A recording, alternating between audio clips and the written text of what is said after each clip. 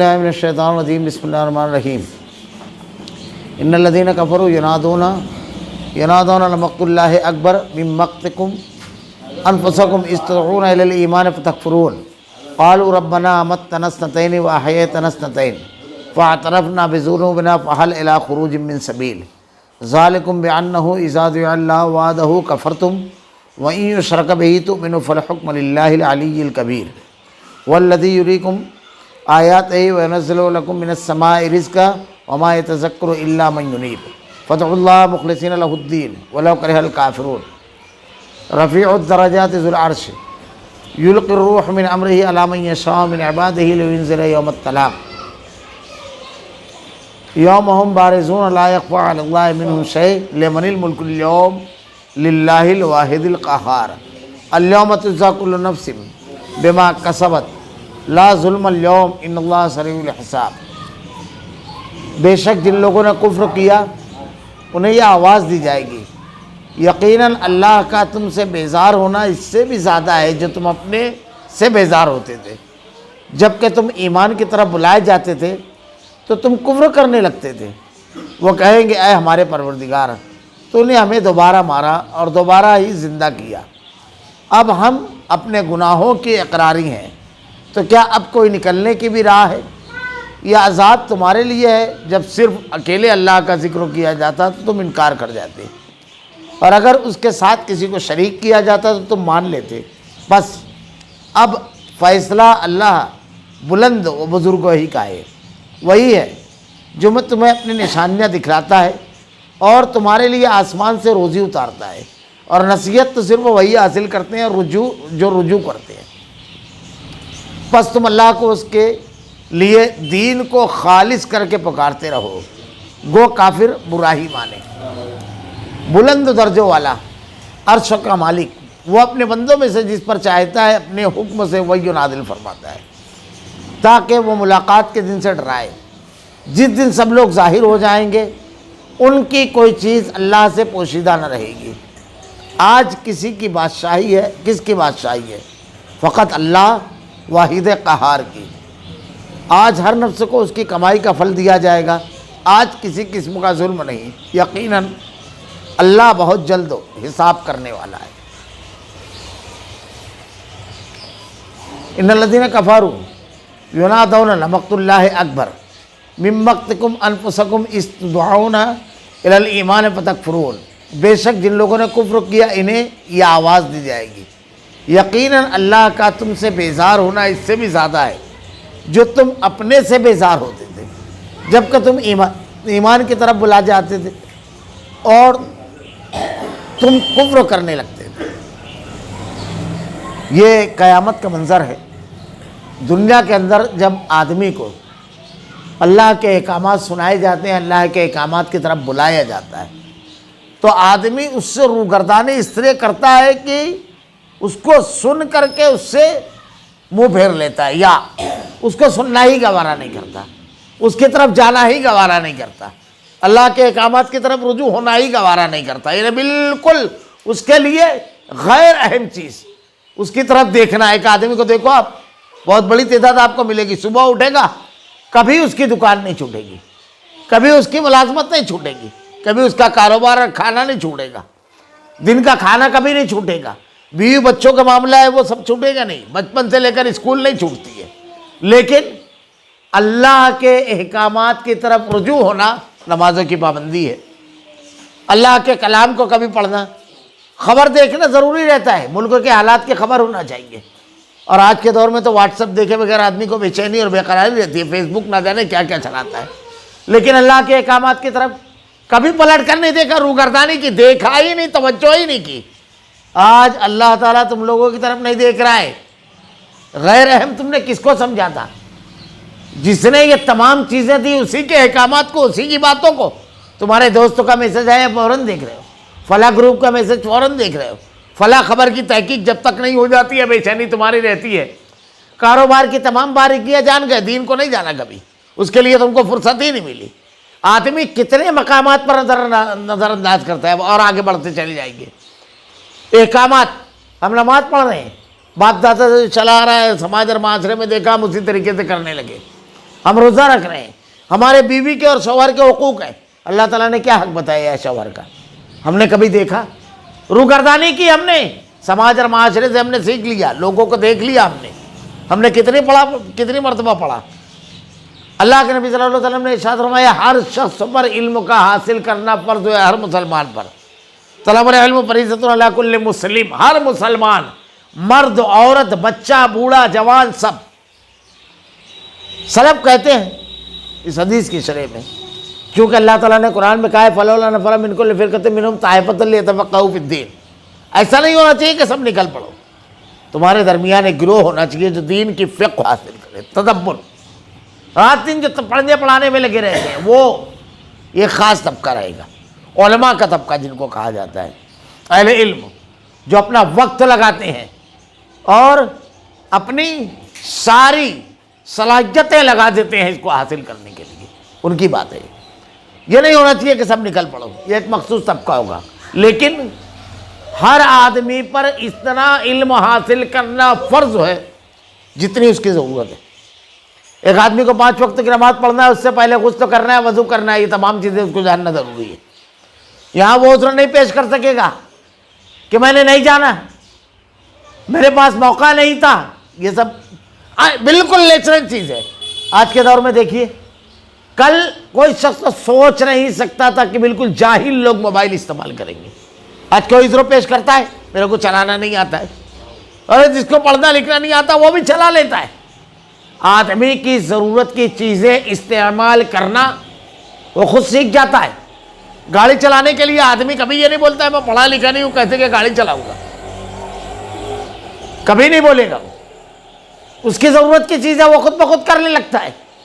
یہ ہماری جسم کی، روح کی، دنیا کی، آخرت کی، ہر جگہ ضرورت ہے ہدایت۔ تو جتنی ہماری ضرورت ہے آدمی کو اتنے احکامات معلوم رہنا چاہیے، یہ ضروری ہے۔ اب آدمی چند روایتی چیزیں سیکھ لے میں باقی ہر جگہ روگردانی کرے۔ اللہ تعالیٰ نے یہود کی صفت بتائی، نو من الوباس و نفر الوباس۔ ایک ہوتا ہے شیطان کا راستہ، ایک ہوتا ہے رحمان کا راستہ۔ اللہ سے جب وعدہ کیا تو شیطان نے تو کہا ہر راستے پر بیٹھوں گا، صرف ایک راستے پر نہیں، صرف عبادت والے راستے پر، صرف عقیدے والے راستے پر۔ یہاں پر تو بنیاد ہے، یہاں پہلی کوشش کروں گا، فیل ہو گیا تو پھر دوسرے مقامات کو چھوڑوں گا نہیں، ہر جگہ۔ تو اللہ تعالیٰ نے کہا کہ جیسے اس سے بہت زیادہ جو تم اپنے سے بیزار ہوتے جب کہ تم ایمان کی طرف بلائے جاتے اور تم کفر کرنے لگتے، انکار کرنے لگتے۔ قالوا ربنا امتنا اثنتين وآيتنا اثنتين فاعترفنا بذنوبنا فهل الى خروج من سبيل۔ وہ کہیں گے اے ہمارے پروردگار، اب جب عذاب دیکھ لیں گے، اب جب اللہ تعالیٰ کی نافرمانی اور اللہ کے احکامات اور اسلام کو، دین کو نہ ماننے کی سزا دیکھیں گے تو کیا ہوگا؟ اس کا عذاب دیکھیں گے، کہیں گے اے ہمارے پروردگار تو نے ہمیں دوبارہ مارا اور دوبارہ زندہ کیا۔ یہ جو اٹھیں گے آخر میں، اب ہم اپنے گناہوں کے اقراری ہیں، اب کوئی سبیل نہیں ہے واپسی کی، مانتے ہیں بالکل ہم نے نافرمانیاں کی، روگردانی کی، گھوم گئے، نہیں مانا تیرے احکامات کو، دین کو غیر ضروری سمجھا، سارے جرائم اور گناہ کا اعتراف کریں گے، اور اس کے بعد کہیں گے تو کیا اب کوئی نکلنے کی بھی راہ ہے کوئی راستہ نکلنے کا؟ اللہ تعالیٰ ارشاد فرمائے گا، حالانکہ یہ سوال انسانی سماج اور معاشرے میں نہیں ہوتا ہے۔ اب دیکھیے ایک بچہ ہے، سال بھر اسکول جا رہا ہے، ایگزام میں گیا، پیپر میں کوئی جواب نہیں لکھا، تو اس کے بعد پوچھا جاتا ہے کہ کوئی راستہ ہے؟ اب کوئی پوچھتا ہے؟ ارے راستہ ہی تھا آگے جانے کا جو تو بند کر کے رکھا تھا۔ ایسا ہوتا ہے کبھی آپ نے دیکھا دن میں ایک آدمی دکان بند کر کے رکھا، اب اس کا مال زیادہ ہے اس کے پاس، اب رات میں اس کو فراغت ملی تو کوئی راستہ ہے کہ یہ سب بک جائے؟ لوگ کہیں گے بیوقوف، یہ سونے کا ٹائمنگ ہے، لوگوں کا اس کا ٹائمنگ نہیں ہے۔ تو راستہ کہاں ہوتا ہے؟ کوئی راستہ بچائے؟ پوچھیں گے اللہ تعالیٰ سے، پوری عمر نافرمانی کی، ہر جگہ اللہ کی مخالفت کی اور اس کے احکامات کی، تو اللہ تعالیٰ کہے گا ذالکم بأنہ اذا دعا اللہ وحدہ کفرتم وإن یشرک بہ تؤمنوا فالحکم للہ العلی الکبیر. یہ دیکھیے ان کو سزا کیوں ہو رہی ہے. کیا احکامات تھے جس کو انہوں نے نہیں مانا؟ سب سے بنیادی چیز یہ عذاب تمہیں اس لیے ہے کہ جب صرف اکیلے اللہ کا ذکر کیا جاتا تو تم انکار کر جاتے. تم کو مزہ ہی نہیں آتا تھا. اور فلاں بزرگوں، فلاں حضرت، فلاں صاحب، اکیلے اللہ کا جب ذکر کیا جاتا تھا ذرا تھا بھی تمہارا دل نہیں لگتا تھا. اگر اس کے ساتھ کسی کو شریک کیا جاتا تھا تو تم مان لیتے تھے. فلاں کا قول، فلاں کی بات مان جاتے تھے. اکیلے اللہ کا ذکر تم کو بے چین کر دیتے تھے، بے قرار. اللہ تعالیٰ نے اس مضمون کو قرآن میں مختلف مقامات پر بیان فرمایا ہے. مشرکین پر بہت بھاری پڑتا ہے اللہ تعالیٰ کا ذکر. ان کی مجلسوں میں یہ ہوتا نہیں ہے. اور جب دوسروں کا تذکرہ ہوتا ہے تو بڑا لمبا ذکر ہوتا ہے، بڑی تفصیل کے ساتھ بیٹھ کر سنتے ہیں. اللہ تعالیٰ نے کہا یہ اس وجہ سے ہے. اور اس کے ساتھ کسی کو شریک کیا جاتا تو تم مان لیتے. بس اب فیصلہ اللہ بلند بزرگوں کا ہے. اب بلاؤ ان کو جن کو تم ساتھ میں پکارتے تھے. فیصلے کے ٹائم بھی وہ اللہ کے ساتھ ہیں کیا؟ کون کرے گا فیصلہ؟ جنت کا کون کرے گا؟ جہنم کا کون کرے گا؟ حساب کون لے گا قیامت کے روز؟ کیا کوئی بزرگ ہے؟ حساب کے موقع پر کوئی رہے گا؟ اس مشہور حدیث کو یاد رکھیے. اللہ کے نبی صلی اللہ علیہ وسلم نے ارشاد فرمایا، عائشہ روز محشر 3 مقامات ایسے ہوں گے جب کسی کا ہوش نہیں ہوگا. مجھ کو بھی. وہ کیا مقامات ہیں 3؟ پہلا، جب نامہ اعمال تقسیم کیا جائے گا، جو آدمی مجرم اور گنہگار رہے گا اس کے الٹے ہاتھ میں رہے گا، اور جو نیک رہے گا وہ سیدھے ہاتھ میں. اور نیک آدمی لوگوں کو خوشی خوشی اپنا نامہ اعمال بتائے گا اور کہے گا دیکھو مجھ کو یقین تھا کامل کہ اللہ کے جناب میں کھڑے ہونا ہے اور ہر عمل کا بدلہ ملے گا خوشی خوشی. اور یہ برا آدمی جو ہے پورا نقشہ کھینچا اللہ نے قرآن میں. یہ کہے گا ہائے ہائے میرا مال، میری اولاد، میری سلطنت کچھ بھی کام نہیں آئی. یہ ایک مرحلہ ہوگا. دوسرا، اللہ کے نبی صلی اللہ علیہ وسلم نے ارشاد فرمایا جب میزان لٹکے گا، جب عمل تولا جائے گا، کسی کا ہوش نہیں رہے گا. اور تیسرا، اللہ کے نبی نے بیان فرمایا جب پلے صراط سے گزرنا ہوگا، کسی کا ہوش نہیں ہوگا. یہ 3 موقع ایسا ہوگا کہ آدمی کو کسی کا ہوش نہیں رہے گا. حضرت ابراہیم علیہ السلام جیسے جلیل القدر نبی کہیں گے اللہم سلم اللہم سلم، اے اللہ آج میں صرف اپنے لیے تیری جناب میں گزارش کرتا ہوں کہ رب العالمین صرف مجھ کو معاف کر دے، مجھ کو بخش دے. جلیل القدر، خلیل اللہ، اللہ کے خلیل، ابو الانبیاء حضرت ابراہیم علیہ السلام، جن کو اللہ تعالیٰ نے کہا متقیوں کا امام بنایا ہم نے ابراہیم. تو اللہ تعالیٰ ارشاد فرماتا ہے کہ فیصلہ اللہ بزرگوں، بلند بزرگوں کا. هو الذی یریکم آیاتہ وینزل لکم من السماء رزقا وما یتذکر الا من ینیب. دیکھیے کتنی آسانی سے ایک آدمی کی عقل میں بات آ جائے. اللہ تعالیٰ نے دلیل دی، وہی جو تمہیں اپنی نشانیاں دکھلاتا ہے. تمہارے لیے آسمان سے روزی اتارتا ہے. اللہ تعالیٰ کی بے شمار نشانیاں ہیں جس سے تم رب کو پہچانو، بے شمار نشانیاں ہیں. اور اللہ تعالیٰ آسمان سے روزی دیتا ہے. اب نشانیاں، یہ چاند، یہ زمین، یہ سورج، یہ ستارے، یہ سیارے، ایک صرف دلیل پر بات کی جائے. دنیا میں جتنے بھی معبودان باطل ہیں جن کو اللہ کے ساتھ پکارا جاتا ہے، یہ دنیا بننے کے بعد آئے دنیا میں یا پہلے سے تھے؟ کوئی پہلے سے تھا؟ تو ان سے پہلے سورج نکل رہا تھا، بارش ہو رہی تھی، درختوں میں پھل اگ رہے تھے، چرند پرند چل رہے تھے، فضائیں تھی، ہوا تھی. کوئی چیز ایسی ہے جو کم تھی؟ ان کے آنے پر ان لوگوں نے پورا کی. کچھ ایسا ہے؟ اللہ تعالیٰ کہہ رہا ہے وہی ہے جو تمہیں اپنی نشانیاں دکھلاتا ہے اور تمہارے لیے آسمان سے روزی اتارتا ہے. وہ اللہ ہے، وہ رب العالمین. قحط کیوں ہوتا ہے؟ پانی اگر نہ رہے تو کیا زندگی ممکن ہے؟ ختم ہو جاتے ہیں علاقے. وہی ہے. اس میں اللہ کا کوئی ساجی اور شریک ہے؟ پھر کس بنیاد پر تم اللہ کے ساتھ دوسروں کو پکارتے ہو؟ کس بنیاد پر؟ اللہ تعالیٰ ارشاد فرما رہا ہے نصیحت تو صرف وہی حاصل کرتے ہیں اور رجوع کرتے ہیں. وہی حاصل کرتے ہیں جو اللہ کی طرف رجوع کرنے والے ہیں. غیر اللہ کی طرف رجوع کرنے والے ہرگز نصیحت نہیں حاصل کریں گے. اس کو بہت ساری دلیلوں کے ساتھ آپ سمجھ سکتے ہو. ہمارے یہاں بے شمار جاندار ہم دیکھتے ہیں، بے شمار. کوئی جانور آپ نے دیکھا کہ اللہ کے علاوہ کسی اور کے در پر وہ جا کر کے جھکا ہو، کسی اور سے مانگا ہو؟ بکری سال میں 2 مرتبہ، ہر 6 مہینے پر 2 بچہ 3 بچہ دیتی ہے. کتیا کتنے بچے ایک ساتھ دیتی ہے. گائے، بکری، ہر جانور کو دیکھو، اولاد کسی اور سے مانگی انہوں نے، روزی کسی اور سے مانگی. پرندے کو اللہ تعالیٰ نکالتا ہے جب گھونسلوں سے تو پیٹ بھر کے دیتا ہے. اتنی مخلوقات، ساری مخلوقات کو وہ رزق کو دے، اور تمہارا رزق کا اور اولاد کا معاملہ ہو تو تم کو کیا کہے؟ کسی اور سے مانگو. اچھا اب یہیں پر رک جائیے.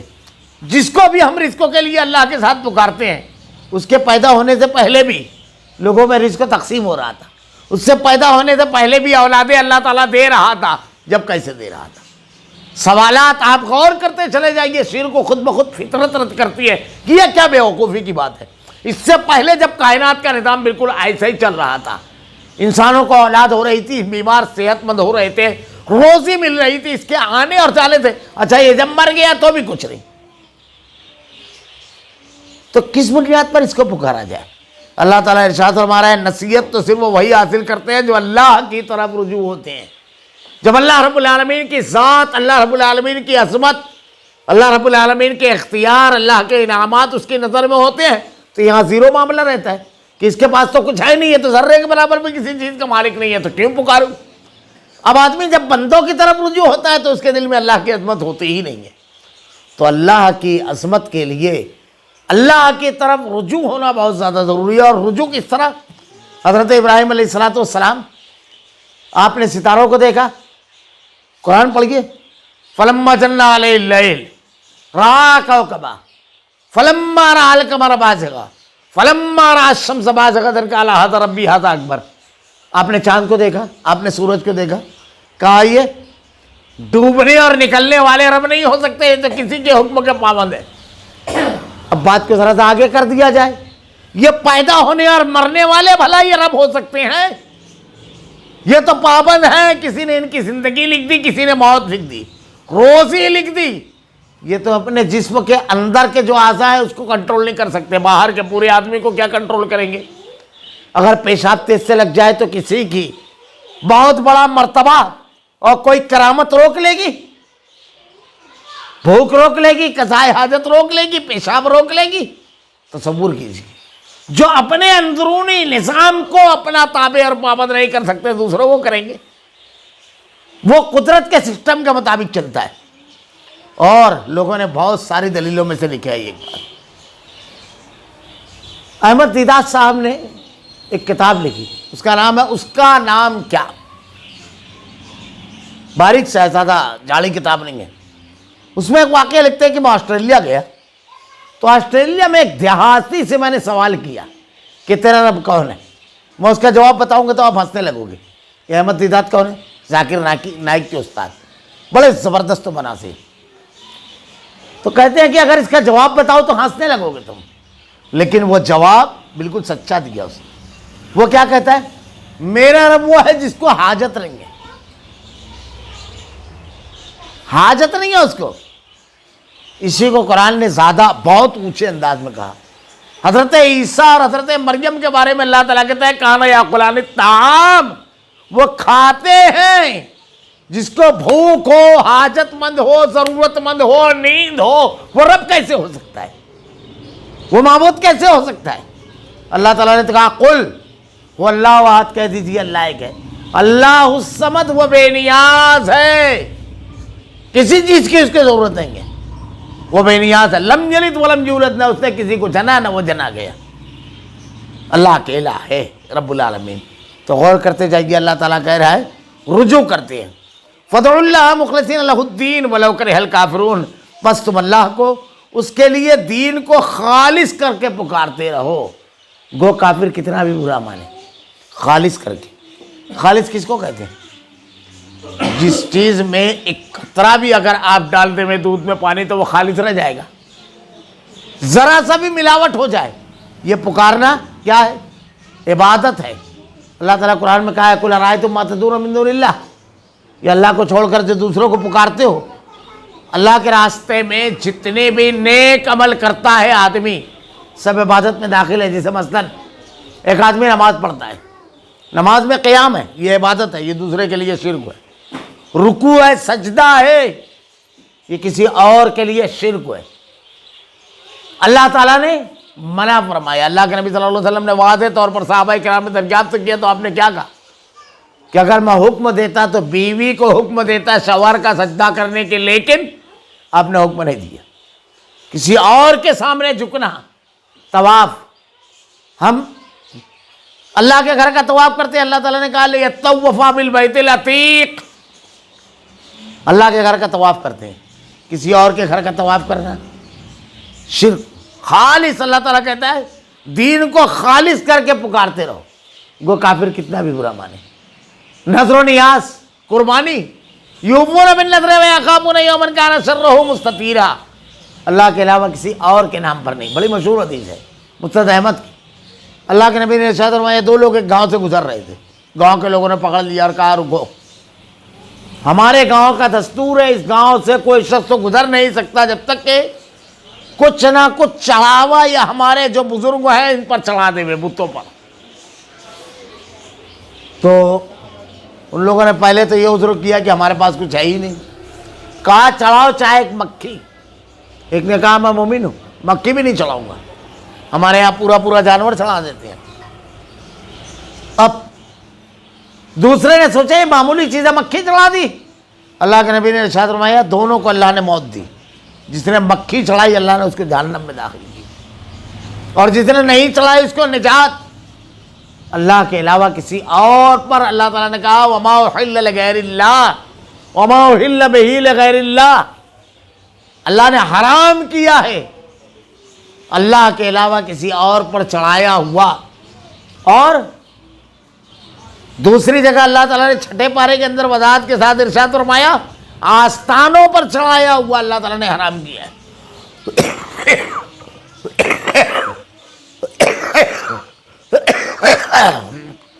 اللہ کے نبی صلی اللہ علیہ وسلم کے پاس ایک صحابی آئے.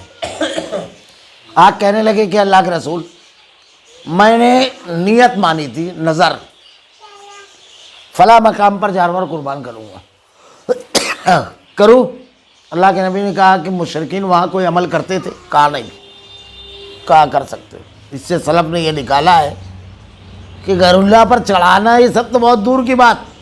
اگر کہیں پر کوئی شرکیہ اللہ کے علاوہ کسی اور پر چڑھایا ہوا عمل کیا جاتا ہے وہاں پر عمل کرنا بھی درست نہیں ہے، کیونکہ اللہ کے نبی نے پہلے سوال کیا. دوسری بات یہ دین اور عبادت ہے، اللہ کے نبی نے اس کا حکم دیا. آپ نے حضرت ابراہیم دیگر انبیاء کرام کے نام پر چڑھاوے چڑھائے، ڈیگیں چڑھائی. صحابہ نے اللہ کے نبی کے نام پر، تابعین نے صحابہ کے نام پر، ائمہ کرام نے. بالکل واضح طور پر فقہ کی کتابوں میں لکھا ہوا ہے غیر اللہ پر نظر و نیاز کرنا بالکل واضح طور پر حرام لکھا ہوا، واضح. اللہ کے نبی حضرت ابراہیم علیہ السلام قل ان صلاتی ونسکی ومحیای ومماتی للہ رب العالمین، کہہ دیجئے قل ان صلاتی میری نماز، ونسکی ومحیای ومماتی میرے قربانی، میرا جینا، میرا مرنا سب اکیلے اللہ رب العالمین کے لیے. تو جو بھی اللہ کے لیے کیا جائے گا وہ کسی اور کے لیے جائز نہیں ہے. اور یہ تمام چیزیں صدقہ و خیرات، نذر و نیاز، قربانی، ذبیحہ، عبادت، پکارنا، یہ سب اللہ کے لیے ہے، کسی اور کے لیے نہیں. اللہ تعالیٰ نے ارشاد فرمایا بس تم اللہ کو اس کے لیے دین کو خالص کر کے پکارتے رہو، کسی کو اس کے ساتھ نہ ملاؤ، خواہ کافر کتنا ہی برا مانے. اللہ کے نبی صلی اللہ علیہ وسلم کی تعلیمات میں آپ کو یہی چیز ملے گی. بار بار قرآن میں اس کو واضح کیا گیا. جوتے کا تسمہ بھی ہے تو کس سے مانگو؟ اللہ سے. اولاد، زندگی، موت، صحت، تندرستی، سب کا خالق و مالک اللہ ہے اکیلا، اس پوری کائنات کا. اللہ تعالیٰ نے آگے جو بیان فرمایا اسی کو ابھی پھر آئے گی وہ بات. رفیع الدرجات ذو العرش یلقی الروح من امرہ علی من یشاء من عبادہ لینذر یوم الطلاق. بلند درجے والا عرش کا مالک، وہ اپنے بندوں میں سے جسے چاہتا ہے. کون؟ اللہ عرش کا مالک. عرش اور کرسی کیا جانتے ہیں؟ ہمارے یہاں آیت الکرسی ہم لوگ پڑھتے ہیں، بڑی فضیلت ہے اس کی. مشہور روایت ہے کہ اللہ کے نبی صلی اللہ علیہ وسلم نے حضرت ابی سے پوچھا کہ قرآن کی سب سے عظیم آیت کون سی ہے؟ تو آپ نے ارشاد فرمایا آیت الکرسی. کہا تم کو مبارک ہو علم. کیوں جانتے ہو؟ اس میں اللہ کی توحید بیان کی گئی. تو اس میں ہم پڑھتے ہیں آیت الکرسی میں کرسی اور عرش. اللہ لا الہ الا هو الحی القیوم لا تأخذہ سنۃ ولا نوم لہ ما فی السماوات وما فی الارض من ذا الذی یشفع عنده الا باذنہ یعلم ما بین ایدیہم وما خلفہم ولا یحیطون بشیء من علمہ الا بما شاء وسع کرسیہ السماوات والارض ولا یؤودہ حفظہما. عرش اور کرسی کیا ہے؟ اللہ نے جو کرسی اور عرش، حدیث میں اس کے بارے میں جو آتا ہے کہ اللہ تعالیٰ کی کرسی جو ہے اس کا حجم اتنا ہے کہ ساتوں زمین اور آسمان، یہ پورے کا پورے ساتوں زمین اور ساتوں آسمان اگر اس کرسی میں رکھ دیا جائے تو بالکل ایسا ہی معاملہ ہوگا جیسے ایک بڑے میدان کے اندر ایک انگوٹھی رکھ دی جائے. بڑے میدان میں کرسی کے اندر یہ آ جائیں گے. اور عرش کا معاملہ یہ ہے کہ کرسی اگر اس میں رکھ دی جائے عرش میں تو اس عرش کے ایسا معاملہ ہوگا جیسے کوئی ڈھال میں رائی کے چند دانے رکھ دیے جائیں. اللہ اکبر. اللہ تعالیٰ نے عرش اور کرسی، عرش کا مالک ہے وہ. الرحمن علی العرش استویٰ قرآن کے اندر آتا ہے. عرش عظیم، رب العرش عظیم، جو اللہ نے ارشاد فرمایا عظیم. اللہ کی مخلوقات میں سب سے بڑی مخلوق جو ہے وہ عرش ہے اللہ تعالیٰ کا. اللہ تعالیٰ نے یہاں پر ارشاد فرمایا بلند درجے والا ذو العرش، عرش کا مالک. عرش کا مالک ہے وہ، ایسے عظیم عرش کا. ہمارے یہاں جس کا کچھ نہیں اختیار ہوتا ہے اس کو لوگ پکارنے لگتے ہیں. اپنے بندوں میں سے جس پر چاہتا ہے اپنے حکم سے وحی نازل فرماتا ہے تاکہ وہ ملاقات کے دن سے ڈرائے. اب رسالت بھی کس کی دی ہوئی ہے؟ کس کی؟ اللہ تعالیٰ جسے چاہتا ہے رسول بناتا ہے. بنی اسرائیل کو، یہودیوں کو یہ تھا کہ آخری نبی ہم لوگوں میں آئے گا بنی اسرائیل میں سے. اللہ تعالیٰ نے بنی اسرائیل کی بجائے بنی اسماعیل میں محمد صلی اللہ علیہ وسلم کو نبوت دی. ان کو یہ کر رہا تھا. اللہ تعالیٰ کا معاملہ ہے کہ جس کو چاہے نبی دے بنائے اور جس کو چاہے فضیلت دے. تو دینے والا کون ہے؟ رسالت رب دینے والا ہے. اب یہ لوگ کسی کو ہدایت بھی نہیں دے سکتے، خود بھی اپنے طور پر ہدایت پہ نہیں آ سکتے اگر اللہ ہدایت پہ نہ دے. اللہ تعالیٰ نے کسی کو اگر رسول بنایا تو ذرا تو سوچو، اپنے بندوں میں سے چن لیا. کس کے لیے چنا؟ کس کے لیے؟ تم اس کی پوجا کرو، عبادت کرو. اللہ تعالیٰ قرآن میں کہتا ہے ما کان لبشر ان یؤتی اللہ الکتاب والحکم والنبوۃ ثم یقول للناس کونوا عبادا لی من دون اللہ ولکن کونوا ربانیین بما کنتم تعلمون الکتاب وما کنتم تدرسون. کوئی رسول ایسا نہیں ہے جو یہ کہے پہلے اللہ کی طرف بلائے اور اس کے بعد یہ کہے کہ میری عبادت کرو. کوئی نہیں ہے. پڑھ گیا قرآن. اللہ تعالیٰ نے وضاحت کے ساتھ بیان فرمایا. تو اللہ تعالیٰ نے کس لیے دی ان کو ملاقات؟ کس لیے دی؟ تاکہ وہ ملاقات کے دن سے ڈرائے کہ روز محشر اللہ کی جناب میں اگر نافرمانی کرو گے، مجرم کی طرح کھڑے ہوگے تو اللہ تعالیٰ سخت عذاب دے گا. اس سے ڈرانے کے لیے، یعنی ان کو ڈیوٹی ذمہ داری دی گئی ہے. اس لیے نہیں کہ آدمی ان کی پوجا اور عبادت کرنے لگے. اب ان سے کم درجے کے لوگ اگر آدمی ان کے ساتھ یہ کرتا ہے تو کتنی خراب بات، کتنی غلط بات اور کتنی احمقانہ بات ہے یہ ان کے ماننے والوں کو. یوم ہم بارزون لا یخفی علی اللہ من شیء لمن الملک اليوم للہ الواحد القہار.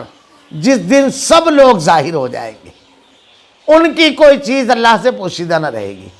سب لوگ ظاہر ہو جائیں گے. دل میں جو آدمی کا ہے، جو اندر کچھ رہتا ہے باہر کچھ رہتا ہے، اور اس کے علاوہ بھی ہے، سب جھنڈا اٹھائے ہوئے ہیں اس کی میں حق پر ہوں. سب آج دعویٰ یہ کر رہے ہیں، سب ظاہر ہو جائیں گے کہ کون صحیح کون غلط، سب بالکل صاف ہو جائے گا. اللہ تعالیٰ نے کہا کوئی چیز چھپی نہیں رہے گی. کسی آدمی کی ملمہ سازی اور پردے والی زندگی بھی چھپی نہیں رہے گی، اور کسی کا جھوٹا دعوی حق وہ بھی چھپا نہیں رہے گا۔ کون سچا ہے اللہ ظاہر کر دے گا۔ اللہ تعالیٰ نے کہا جس دن سب لوگ ظاہر ہو جائیں گے، کسی کا نقاب نہیں بچے گا، ان کی کوئی چیز اللہ سے پوشیدہ نہ رہے گی، کوئی چیز چھپی نہیں رہے گی۔ اور اس کے بعد کیا کہا؟ للہ لمن الملک اليوم للہ الواحد القہار۔ آج کس کی بادشاہی ہے؟ کس کی؟ سارا اختیار کس کے پاس ہے؟ للہ الواحد القہار، اکیلے اللہ۔ تو دنیا کے اندر بھی اکیلے اللہ کو پکارو، قیامت کے روز سارا معاملہ اللہ ہی کے ذمہ رہے گا، تاکہ آدمی سمجھ لے گے۔ الیوم تجزی کل نفس بما کسبت لا ظلم اليوم ان اللہ سریع الحساب۔ آج ہر نفس کو اس کی کمائی کا پھل دیا جائے گا۔ یہ آدمی جو بھی کام کیا ہوگا، برائی، گناہ، جو بھی نیکیاں، کوئی ایک چیز قیامت کے روز ضائع نہیں ہوگی۔ اللہ تعالیٰ ہر نفس کو اس کا پورا پھل دے گا۔ ایک آدمی اگر دنیا کے اندر نیک کام کرتا ہے اور اس کے بدلے میں اس کے ساتھ ظلم اور زیادتی ہوتی ہے، اس کو نیک کام کرنے کے باوجود بے عزت کیا جاتا ہے، نیکی کرنے کے باوجود اس کو ذلیل کیا جاتا ہے، اس کو اہمیت نہیں دی جاتی ہے۔ کبھی آدمی کو چھوٹا نہیں ہونا چاہیے، دل میں سوچنا نہیں چاہیے، کبھی دل میں چھوٹا پن نہیں۔ اللہ تعالیٰ ایک ایک نیکی کو جانتا ہے۔ فَمَن يَعْمَلْ مِثْقَالَ ذَرَّةٍ خَيْرًا يَرَهُ، ذرے کے برابر بھی اگر کوئی نیکی ہوگی تو اللہ تعالیٰ لے آئے گا۔